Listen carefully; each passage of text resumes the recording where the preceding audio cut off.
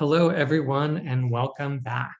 We have one more presentation to top off this fantastic conference, and I'm excited to introduce him because we have collaborated as fellows with the Center for Childhood and Youth Studies, and I find his energy and his enthusiasm refreshing and inspiring. Dr. Matthew Speno is a community-minded educator who earned his doctorate in transformative educational leadership at the University of New England. With a keen interest in vocational education, Matthew conducts research on how marginalized groups are provided access to career and technical education. Dr. Speno is a current postdoctoral fellow with the Center for Childhood and Youth Studies at Salem State University and is developing a ethnographic literature review on how federal career and technical education legislation addresses special population demographic groups in terms of diversity, inclusion, equity, and justice. Matthew sits on several school and nonprofit boards to ensure powerful questions are being asked about sensitive issues surrounding marginalized groups. And with that, I give you Dr. Speno. Thank you, Eric. That was your words are too kind. Thank you. I'm going to share my screen. Just bear with me, please. So this is the title of my presentation. The chapter I wrote was called Human Rights, High School Sports, and Special Education. But I kind of came up with this idea, from the first bell to the final whistle, because that really encompasses a high school learning day. Why the book? I'm honored to have contributed to the book Globalization, Human Rights, Sports, and Culture. This is an important work that provides insight into how sport can be used as a source to understand and promote human rights, and sadly, how sport can be used to undermine human rights. I hope my colleagues and I provided you with knowledge that sport can be used to protect human rights. When I speak of states that trample human rights, I'm referring to countries that use sport to whitewash their records of human rights violations. For example, Saudi Arabia, through their financing of the Live Golf Tour, and Qatar, through their hosting of the 2023 FIFA World Cup. And hand on heart, I have a lot of work to do because I'm embarrassed to admit I talked about my uneasiness about the FIFA World Cup being hosted by Qatar, but I did nothing. I watched the matches on my television, I supported my team, and overlooked the human rights abuses Qatar commits by repressing and discriminating against marginalized groups such as women, migrant workers, or the queer community, to name a few. Sport is an important venue for humans to come together and honor international human rights. My brief was to create a chapter that systematically explores a specific relationship between sports and human rights. In response, this chapter is an examination into how high school special education students have the human right to participate in school-sponsored extracurricular activities such as athletics. Along with this right, special education students have the right of access to coaches who are trained in the nuances of learning differences. And by considering and understanding how human rights provide foundational entitlements for human dignity and how sports operate in a self-contained ecosystem that brings humans together based on a common regard for the home team, we begin to uncover a synchronistic relationship that can incite a paradigmatic cultural revolution that disrupts how we treat our fellow humans. Although the lumping of human rights and sports has not been the order of the day for decades, dare I say centuries, we have an opportunity to dissect and view how engaging in sports as an athlete can illuminate the need to ask powerful questions about how simple it is to support the affordance of the basic inalienable rights human rights were afforded at birth. I say it's simple, but I must warn you, it will not be easy. On page 2 of the Universal Declaration of Human Rights, the words, "All human beings are born free and equal in dignity and rights." To me, the most important words are all human beings, because it provides an absolute. In the case of any uncertainty about the rights of a child, are concerned, the UN adopted the Declaration of Rights of the Child, which protects the best interests of the child in support of their development into an adult human. Though the UN has created numerous treaties, other documents championing human rights, there are several which pertain to children with disabilities and special education needs. The Convention of the Rights of the Child confirms there are many children who live in challenging conditions around the world.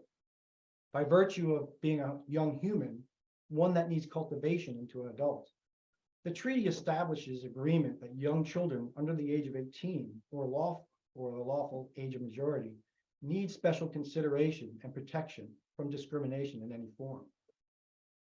The Salem Statement and Framework on Special Needs Education, adopted by the World Conference on Special Needs Education, Access and Quality in 1994, is a significant global special education document. The Salem Statement establishes the inclusive model of schooling as the most appropriate way to support equity of access to and delivery of educational curriculum around the world. Lastly, the Convention on the Rights of Persons with Disabilities and Optional Protocol provides a human rights instrument that treats persons with disabilities as a human who has the right to enjoy life as a being and not as a charitable item. In preparing to write my chapter, I reflected on my own experience as a student athlete with learning differences.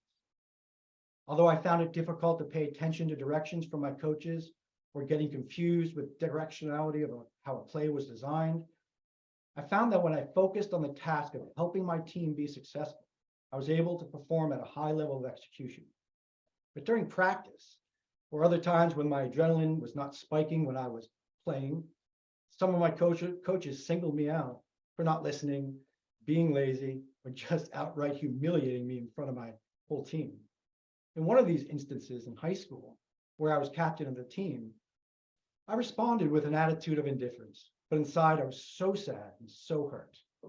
So from my research, along with my personal experience, I came to understand our current special education legislation and coach training to be inadequate. A reauthorization of the Individuals with Disabilities Education Act of 2004 will ensure extracurricular activities such as sport are part of the learning day from the first bell to the final whistle. Providing coach training in the nuances of coaching and teaching the student athlete with learning disabilities can establish a support framework for success, not only for said athletes, but for the team culture, which supports diversity, equity, inclusion, and justice.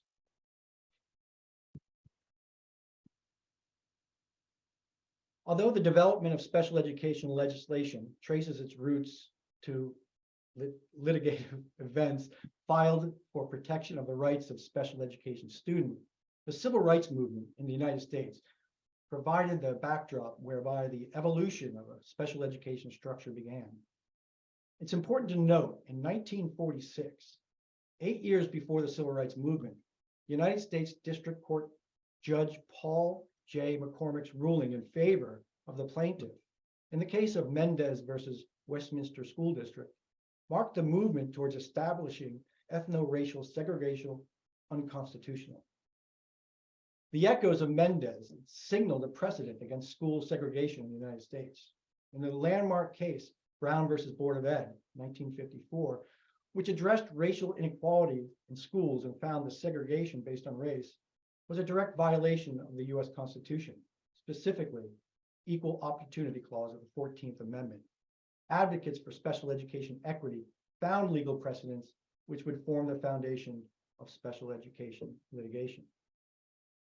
While defining the concept of separate but equal as it applied to educational segregation by race, the application of Brown to the legal foundation of disability rights in the classroom ensured that special education students would not be educated separately from their non-disabled peers. Long story short, the development and passage of federal legislation that protect the rights of special education students to a free, fair, and equitable education was the natural progression from the historical case law that have shaped our current special education federal mandates, entitled the Individuals with Disabilities Education Act, passed in 2004. And that law provides protection of the right to have access to a quality and free public education. Bell to bell, whistle to whistle. Bell to bell is basically when a student arrives and they have to go to homeroom, the bell for the end of the day rings. They either go home, go play sports, go down to the shops and get some candy, whatever. And then whistle to whistle, of course, is that extracurricular activity, athletics, school-sponsored athletics. So the day is broken up into two parts, the curricular activities and extracurricular activities. And you may hear me say ECA or ECA as I talk. When children in the United States begin high school, the rite of passage of becoming an adolescent and ultimately an adult commences.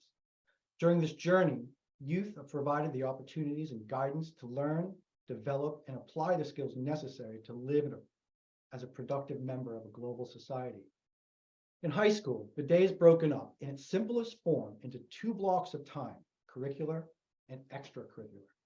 According to Webster's Third New International Dictionary of English Language, curricular is an adjective of or relating to academic courses of study. And extracurricular is also an adjective of or relating to officially or semi-officially approved and usually organized student activities such as athletics connected with the student's school and usually carrying no academic credit. Another way to consider the relationship between curricular and extracurricular activities in high school is by measuring educational efficacy related to cognitive skills and non-cognitive skills addressed during the high school day, and how the transfer of non-cognitive skills improve academic outcomes. Cognitive skills are intellectual efforts such as paying attention, logic, reasoning, and remembering. And non-cognitive skills are related to self-perception, which spurs motivation, perseverance, and social aptitudes, to name a few. Empirical and thematic research has uncovered positive associations between the development of non-cognitive skills during extracurricular activities and improved academic outcomes for all students, especially those who require special education accommodation and modifications. Many of us spent our youth learning, reading, writing, and arithmetic in school, and depending on who you ask, the moniker 3 R's, you remember them, reading, writing, arithmetic, can be described as an endearing memory or a discursive pitfall. According to research, difference and similarities between academic and non-academic pursuits exist. Yet, many of the skills each activity teach are commensurate or complementary as related to outcomes that lead to a high school graduation. In the high school classroom, subject matter that spurs the development of cognitive skills is imparted to students. During school-sponsored extracurricular activities, students are provided the opportunities to develop these non-cognitive skills. Again, during these activities, students take on different roles than that of the academic classroom. They become student musicians, student artists, student thespians, or student athletes, to name a few. A meta-analysis of the literature, which was conducted by Schulroth in 2011, found improved academic outcomes for students who participate in school-sponsored extracurricular activities. While it is established that a non-cognitive skills development in the ECA have a positive impact upon academic outcomes in high school, how does the participation in ECA equate to improved academic outcomes? How does that occur? Extracurricular activity participation incorporates soft skills such as time management, persistence, teamwork, following directions, creativity, social competence, self-perception, self-control, and metacognition. When these non-cognitive skills are developed through constant practice and application and sponsorship from the school, the transference to the formal classroom results in improved academic outcomes, according to Raffo and Forbes in 2021. But let us backpedal a bit here. For a moment to consider what it means to categorize extracurricular activities as an extension of the classroom. Although high school athletics can be quite competitive, with the goal of winning being the primary concern, playing on a high school team is much more. According to research, the participation in school-sponsored extracurricular activities by all students provides opportunities for youth development, which positively impact the rite of passage towards adulthood. Classroom instruction, what I term butts on seats, can be effective, depending upon the curriculum and its delivery. During curricular activities, students are presented with a sequence of lessons which build upon previous cognitive skill learning towards a level of mastery that in the end will provide a student with prerequisite coursework for high school graduation. But what about the non-cognitive skills school-sponsored athletics teach? Are the skills of critical thinking, time management, social growth and development, etc., not important for academic achievement? Yeah, of course they are. As you may know, the human right to education is well documented by UN declarations, conventions, and treatises. But you might be shocked to learn that in the United States, the human right to a free education is overlooked by the Constitution. In the United States of America, although the responsibility of education falls upon state governments, the needs of students, both mainstream and special education students, do not change and are not dependent upon partisan demarcations. It is important that access to extracurricular activities is treated equal for all learners, not only because education is a human right, but because participation in athletic extracurricular activities provides an opportunity for a student athlete to develop that skill set, which complements their work done in the academic classroom. And this tenet rings true for all students, especially those with special education needs. The benefits for student athletes participating in extracurricular activities is well documented. For example, participation in ECA sports foster improvements in social, emotional, and physical well-being. And furthermore, ECA sports provide the special needs student athlete the opportunity to practice those time management skills, to hone those social skills, engage in critical thinking, and build self-awareness, which when transferred inside and outside of the classroom can support positive human development. When the beneficial outcomes are examined through an experiential lens, Dewey, he posited that a learner has access to more effective resources necessary to navigate the journey towards becoming an adult human. Thinking about and affecting change are related, albeit the latter is not a guarantee of the former. And to go one step further, when we think about change, it is really just a judgment, an opinion of what we, the human we, perceive to be the tentacles of change. The great Roman emperor, Marcus Aurelius, left our world with writings commonly known as the Meditations, which have stood the test of time as a classical philosophical literature. And although Marcus's journal was a personal reflection, not for public consumption, his musings are considered an important work based in classical antiquity that have relevance to contemporary philosophical queries about the human condition. His considerations continue to provide our thought leaders with a thick description of how one man consoled himself to understand the universe and how his existence can make the world a better place for the self and for the benefit of all humans. In book 4, Aurelius writes, "The universe is change, life is judgment. And depending upon the translation from the original text, judgment can mean opinion." In this thoughtful reflection, Marcus gives human beings the gift of stepping aside and letting the order of the universe continue to create its harmonious life force that just is. And what comes of the human who looks to the natural order of things when encouragement is offered to sit down and trust in the silence of existence?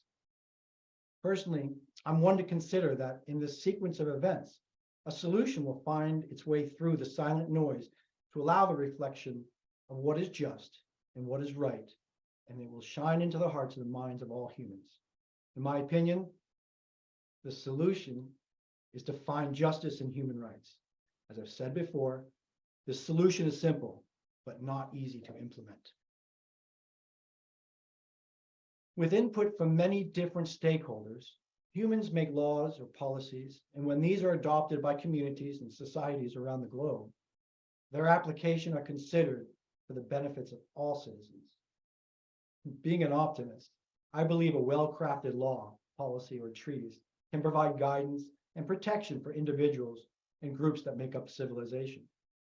Just as the U.S. Constitution document provides the structure for the creation of a federal democratic republic, which protects the citizenry of the United States of America, the Individuals with Disabilities Education Act of 2004 provides the mandated structure from which access to and equity for special education in the United States occurs. Why then wouldn't we start with the reauthorization of the Individuals with Disabilities Education Act to ensure the human right to liberty, freedom, and education for students with special education needs? My statement is based upon common sense, but as you might agree, there's a level of absurdity when a view of common sense becomes cloudy. If the policymakers in Washington, D.C. were to take up the reauthorization of legislation, it would signal to the citizens of the United States of America and the citizens around the globe that our world has changed and the current situation of special needs education is, in a word, inequitable. By addressing how special education happens throughout the school day, during extracurricular activities and during curricular activities, the outcomes related to cognitive and non-cognitive skill development will provide a real preparation for becoming a just, responsible, and productive adult member of humanity.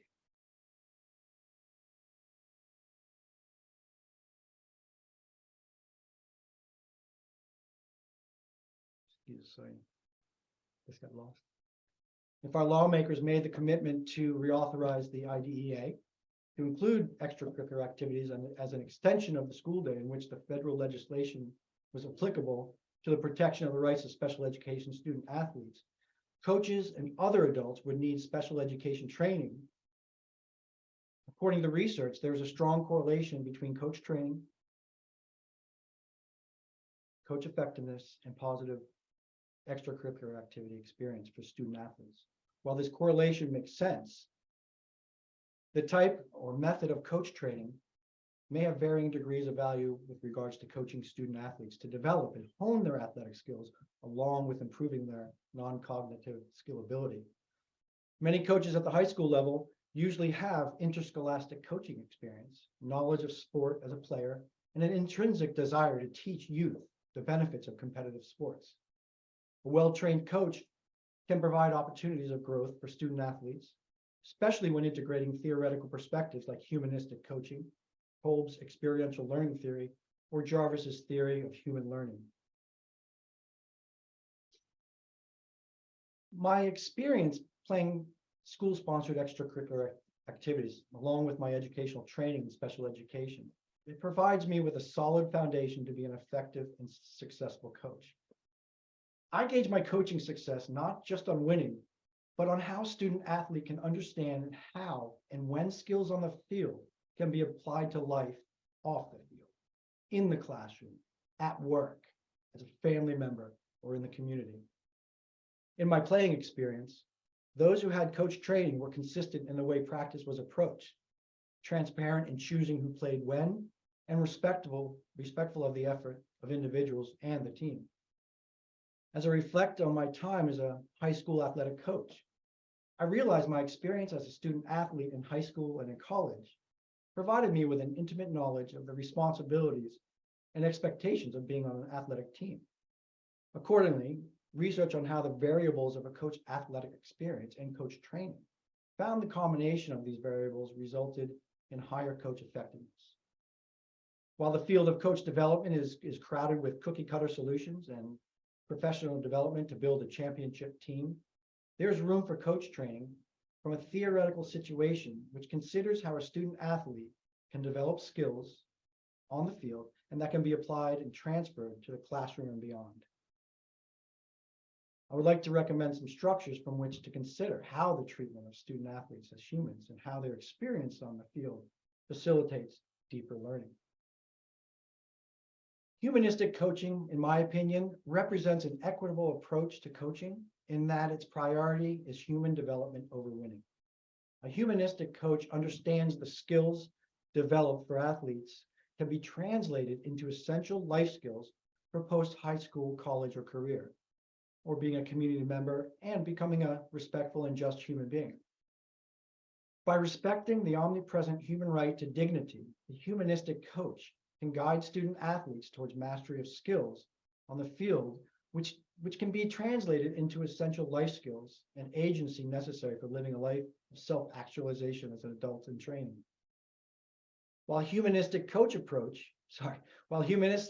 to coaching does provide a coach with a structure to facilitate a student-athlete-centered approach, using humanistic coaching values to promote player growth and development through teaching values like care, empathy, dignity, justice, and the human right to flourish. The lived experience of playing high school sport can be another lens to view coach development. David Kolb developed an educational theory based upon experiential learning, which is essentially learning by doing.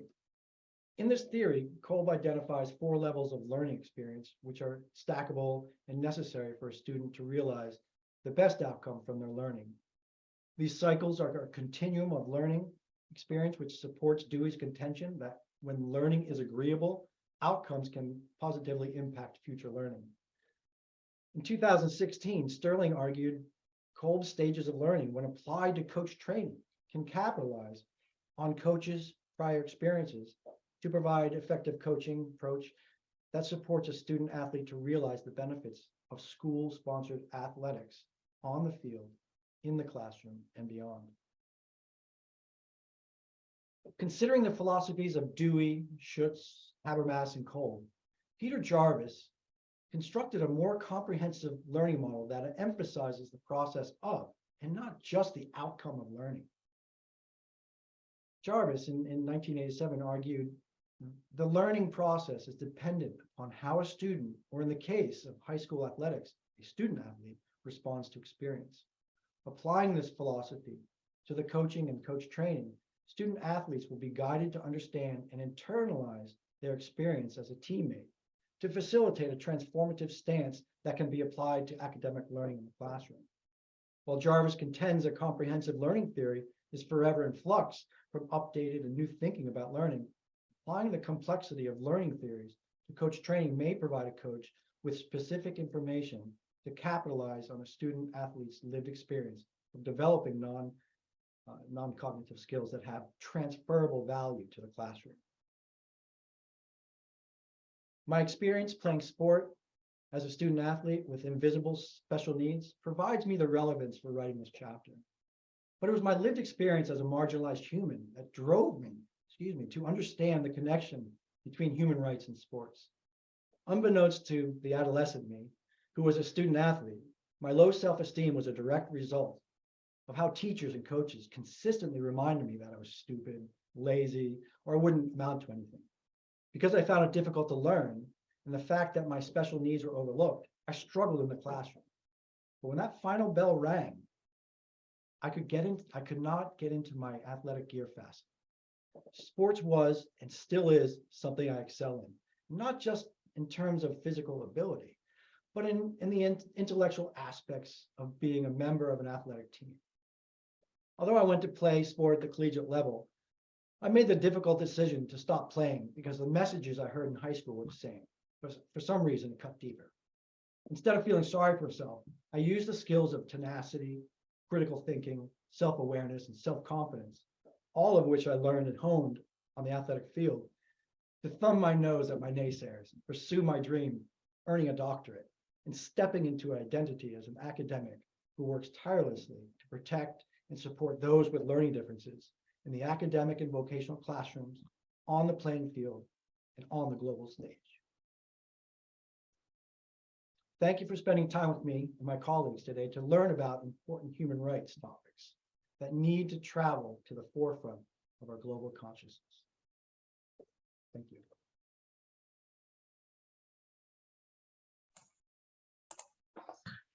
Wow, Matthew, thank you so much for advocating for students who are marginalized, for their learning abilities, and someone who works with children. This topic really hits home, and I really respect and appreciate that you shared your own personal journey with us. That really just humanizes it for us all.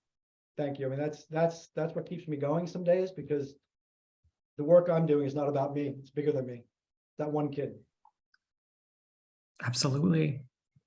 Well, it sounds like, sports are an extension of the classroom and provide a lot of opportunities for special education youth to grow and to really prosper.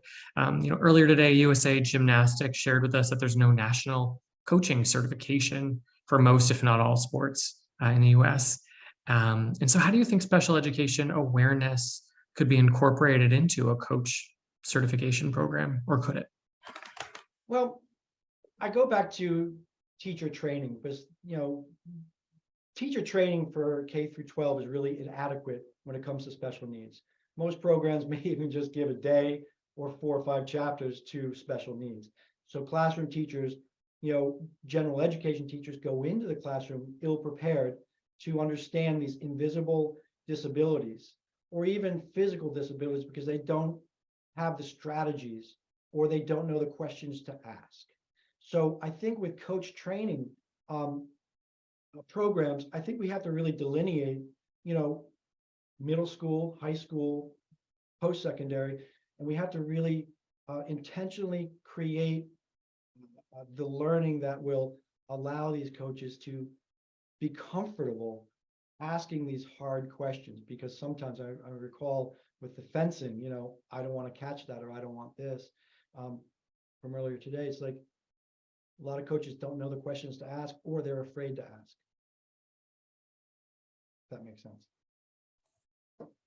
Yeah, absolutely. Thank you.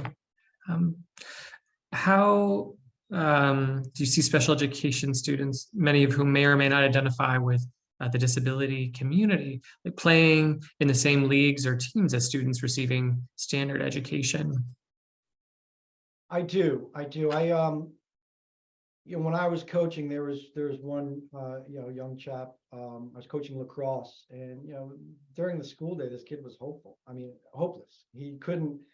His teachers just they weren't nice to him. But when he got onto the pitch, when he got onto the lacrosse field, this kid, even though he had found directions, understanding directions or directionality again, he excelled, and he was a leader on the field because he wanted to be successful, and he knew that his prowess on the field would help him. At the collegiate level, I see a lot of my contemporaries who I know may have attention deficit or dyslexia being extremely successful because they had support, or they knew what they had to do, because they weren't successful in the classroom, but they had great talent, and they really excelled. And I have a couple of friends who actually won national championships in lacrosse. We have a question here about your degree being transformative educational leadership. Can you just talk a little bit more about that? Transformative. I mean, when I first applied, I thought of the Transformers that I used to watch as a kid, So I'm trying to think, what does transformative leadership mean to me? It's about me kind of understanding that it's my responsibility to push the envelope, to ask these questions of our leaders in Washington, to ask these questions to administrators and teachers, but even more so, to ask the questions to that student, okay, who is going to be developing the world when I'm older and when I'm gone. So I want to make sure that I'm able to understand what it takes for me to take a risk, come out of my comfort zone, and ask these questions that will not only transform how we approach educational policy, but also it helps me understand what I need to do, and how humility has to, or being humble has to come into the equation if I'm to be effective. Hope that answers it. Yes, thank you for explaining that. We have another question that popped up. Says, thanks for sharing how children with special needs are pushed aside again and again in countless ways. How could school systems do better serving children with the whole range of learning differences? That's a good question, because it hasn't been answered yet. I just got done a 4-year project at a tech school to develop and improve special education capacity. And of course, my first go-to was the special education teachers, the case managers. And I said to myself, wait a second, they have all the training already. They know what it's like to be in a class when a kid's, you know, freaking out with anxiety, or maybe has a emotional disturbance or something like that. My feeling is that we have to, because our teacher training programs are not, you know, doing their job, it's going to be up to the school systems to, you know, develop the professional development for general ed teachers in special education techniques. They have to throw the money at it, okay? But they also have to have, you know, the ability for these general education teachers to have the time to do it. They have to build it in to the weekly schedule, almost like planning time. And then if we do that, I think that it will be a level field, no pun intended, that special education teachers and general education teachers will be able to collaborate with common language. Excellent. Thank you for explaining that for us. I'm not seeing any other questions, but if any do pop up, I will let you know. But just wondering if you have any final thoughts after this discussion, after your presentation, anything you want us to leave with today? Yeah, I do. I really think it's important, you know, with the human rights, and we heard so many diverse topics today, because we see these abuses of human rights every day. But with special education students who have those invisible disabilities like attention deficit or emotional disturbance, dyslexia, autism, these abuses are invisible. We don't see them because we're not aware of them. So I think if we have that education to really push the envelope and expect our teacher training programs to understand how special education works in the general education classroom, but also how valuable this extracurricular activity time period will provide the outcomes that will just, you know, be off the charts. Firmly believe that. Excellent. Matthew, thank you so much for closing out our conference. That was fantastic. I'm going to hand it off to Dr. Vissing to close it out for the day. But thank you again, Matthew. Thank you. Thank you all. Thank you, Matthew. And that was a lovely way to end the day. It's been a long and rich day of learning. And I appreciate that you were disclosive about your journey. We all have journeys, right? Every one of us are involved with human rights for some reason, all right? And we have a task and a gift that we have to fulfill. So I really thank you for helping to set that into the air so that we can really look at that. It's been a long and wonderful day. I thank you all very much. I thank the tech crew, you know, Derek and Eric, you've been wonderful. And so I think that we should all go off and celebrate this wonderful weekend where there's 3 holidays of Ramadan, Easter, and Passover. Right, so it must mean that something good is going to happen or is happening now, which is indicative of our day.